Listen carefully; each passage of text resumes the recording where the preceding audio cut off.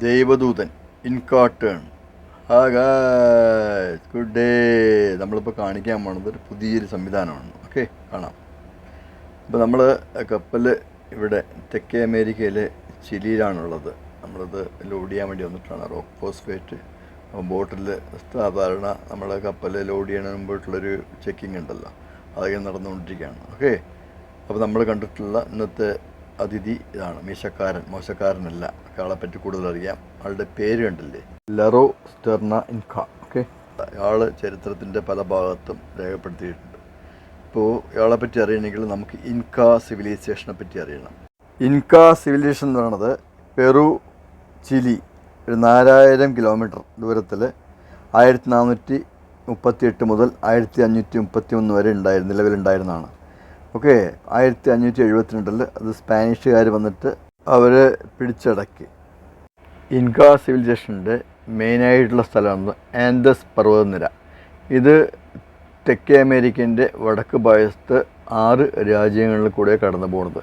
Colombia, Ecuador, Peru, Chile, Bolivia, Argentina. Okay, ഇതിൻ്റെ പ്രത്യേകത എന്ന് വെച്ചാൽ അഗ്നിപർവ്വതങ്ങളുണ്ട്, മലയിടുക്കുകളുണ്ട്, പുൽമേടുകളുണ്ട്, മരുഭൂമികളുണ്ട്, നദികളുണ്ട്, കാടുകളുണ്ട്, എല്ലാം ഉണ്ട്. ഈ മിക്കവാറും നദികൾ, തെക്കേ അമേരിക്കൻ നദികളുടെ ഉത്ഭവം എവിടെയാണ്? ആമസോൺ നദിയും ഇവിടെ നിന്നാണ് തുടങ്ങുന്നത്.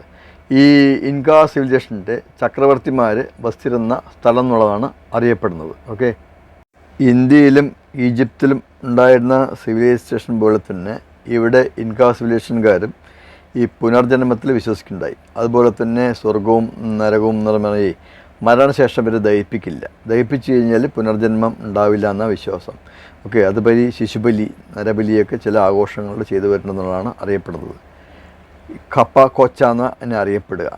അതുപോലെ തന്നെ ഭൂമിക്ക് ഖ പച്ച, സ്വർഗത്തിന് ഹനാൻ പച്ച എന്ന് പറയുക.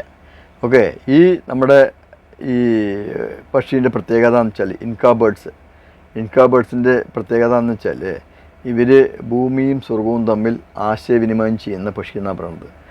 അതുകൊണ്ടാണ് ഇവരെ ദൈവദൂതൻ അല്ലെങ്കിൽ ദൈവപക്ഷിയായിട്ട് ആരാധിക്കുന്നത്.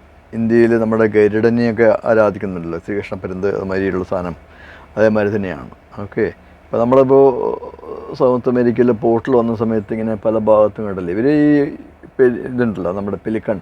ഞാൻ പണ്ടൊരു വീഡിയോയിൽ ചെയ്തിട്ടുണ്ട്, പെറുവൻ പെലിക്കൺ. അവരുടെ കൂടെ വന്നിട്ട് നമ്മുടെ പശുവിൻ്റെ പുറകിൽ കാക്ക ഇരിക്കണ പോലെ തന്നെ ഇവരും മറ്റൊരു കഴിച്ചതിൻ്റെ ബാക്കിയും അമ്മായി സ്വന്തമായിട്ട് വേട്ടയാടിയിട്ട് മീൻ തന്നെയാണ് ഇവരുടെ മെയിനായിട്ടുള്ള ഭക്ഷണവും കാര്യങ്ങളൊക്കെ.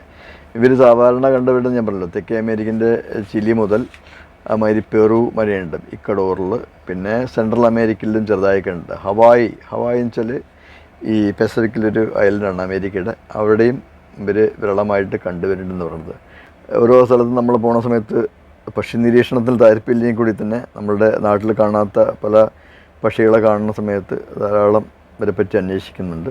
അവരെ അടുത്തറിയണമെങ്കിൽ അടുത്ത് പോയാലേ അറിയാൻ പറ്റുള്ളൂ. അപ്പോൾ നമ്മൾ തമ്മിൽ അടുത്ത് പോയിക്കൊണ്ടിരിക്കുകയാണ്. ചിലർക്ക് പേടിയൊക്കെ ഉണ്ടോ. മറ്റൊരു വലിയ പക്ഷികൾ ഒരു ഭാഗത്തിരിപ്പുണ്ട്, നമ്മുടെ പെലിക്കൺ ടീമുകൾ. അവരുടെ കൂടെ തന്നെ ഇവർ ഇരിപ്പുണ്ട്. ഓക്കെ,